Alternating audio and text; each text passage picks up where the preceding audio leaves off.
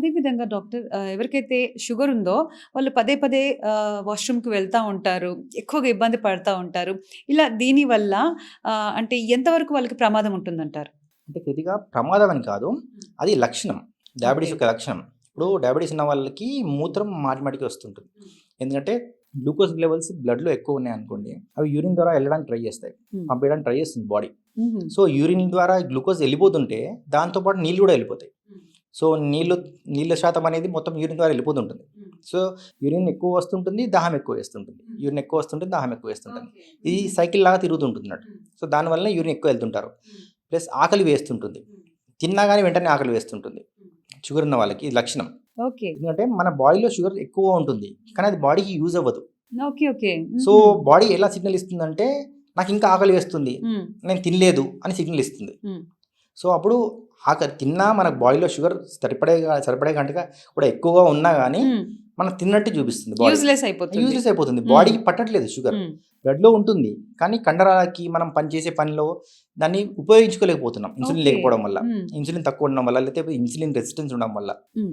So, అప్పుడు మనకింకా signals బ్రెయిన్‌కెళ్తుంటాయన్నట్టు. ఆకలేస్తుంది, ఆకలేస్తుంది. ఇంకా తినాలి. హ్మ్.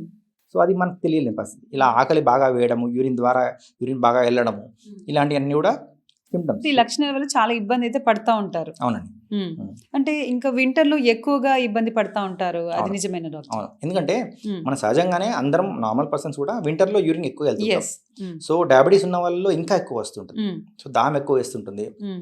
యూరిన్ ఎక్కువ పోతుంటాం. హ్మ్. సో, ఇది కామన్‌గా ఎక్కువ అవుతుంది. ఇది దాంట్లో లక్షణం. యూరిన్ సంబంధించినంత వరకు హ్మ్. ఇది ఎక్కువ అవుతుంటుంది. హ్మ్. ఫుడ్ విషయంలో ఆకలి అవ్వడం అది సహజంగానే ఉంటుంది. హ్మ్. సమ్మర్‌లో, వింటర్‌లో పెద్ద తేడా ఉండదు గానీ, యూరిన్ అనేది వింటర్‌లో ఎక్కువ అవుతుంది. అంటే ఎందుకంటే ఇదేమైనా డేంజరస్ సైన్ అలాంటిదేం లేదు. డేంజర్స్ అంటే ఇప్పుడు యూరిన్ ద్వారా మనకు షుగర్ వెళ్ళిపోతుంది అంటే యూరిన్ ఇన్ఫెక్షన్స్ వచ్చే ఛాన్స్ ఎక్కువ అయిపోతుంది. ఓకే. ఓకే. హ్మ్. సో, ఖచ్చితంగా రిస్కే. రిస్కే. యూరిన్ ఎక్కువ వెళ్తుంది. ఆ యూరిన్ నార్మల్ యూరిన్ కాదు. హుహు. అందులో షుగర్ ఎక్కువ ఉంటుంది. అంటే హుహు. దానివల్ల ఇన్ఫెక్షన్ వచ్చే ఛాన్స్ ఎక్కువ ఉంటుంది.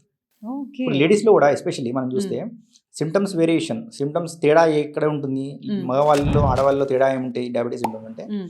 యూరిన్ ఇన్ఫెక్షన్స్ కామన్ హ్మ్. లేడీస్‌లో. హ్మ్. షుగర్ ఉన్న వాళ్ళలో ఇంకా కామన్. ఓకే. మాటికి యూరిన్ ఇన్ఫెక్షన్స్ రావడం అదొక హ్మ్. లక్షణం. షుగర్ ఉన్న లక్షణం. ఓకే. ఓకే. చిన్న పిల్లల్లో కూడా హ్మ్. షుగర్ ఉందని పేరెంట్స్ ఎప్పుడు కనిపెడతారంటే యూరిన్ ఇన్ఫెక్షన్స్ కామన్‌గా వస్తుంటాయి పిల్లలకి. ఓకే. డాక్టర్ దగ్గరికి యూరిన్ ఇన్ఫెక్షన్ వచ్చింది, యూరిన్‌లో మంట వస్తుంది అని తీసుకొస్తారు. హుహు. హ్మ్. అప్పుడు చెక్ చేస్తే షుగర్ ఉన్నట్టు తేలుతుంది.